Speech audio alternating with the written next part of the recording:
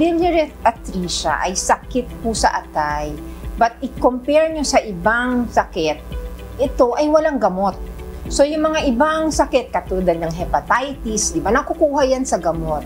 Pag biliary atresia kasi, wala siyang gamot, iba ang treatment nito. Ang atay ay isa sa pinakamahalagang organ ng ating katawan. Ito ang naglilinis ng dugo at tumutulong sa pagtunaw ng pagkain o inumin. Ang pagkakaroon ng malusog na atay ay nagbibigay rin ng enerhiya, lumalaban sa impeksyon at nagtatanggal ng mga lason.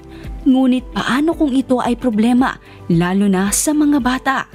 Ayon kay Dr. Marie Imelda Belen V. Tugsales, isang pediatric gastroenterologist mula sa Makati Medical Center, ang biliary atresia ay hindi lamang basta liver disease na naaagapan sa gamot at ang sakit na ito ay karaniwan sa mga sanggol.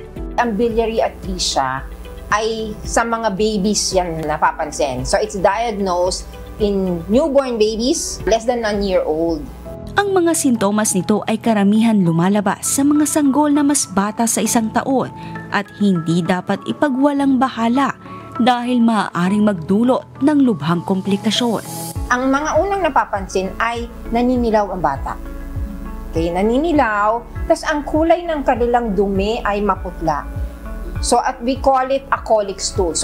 Parang beige or parang kulay gatas or kulay clay. Ayaw natin yon kasi hindi nakakalabas yung tinatawag namin bile, so baka yun, may bara. And usually late stage, napapansin nila na lumalaki yung tiyan ng bata. Kasi pagka ganon, ibig sabihin, lumalaki na yung atay ng bata. Ang biliary atresia, kung maagang matutukoy at magagamot, mas mataas ang pag-asa ng paggaling ng sanggol. At para sa iba pang impormasyon ukol sa biliary atresia, tunghayan ng programang Doctors on TV this Sunday, 7 a.m. only here at UNTV. Kichi Cipriano, UNTV News and Rescue. Diyos ang aming sandigan, serbisyo publiko ang aming pinahalagahan.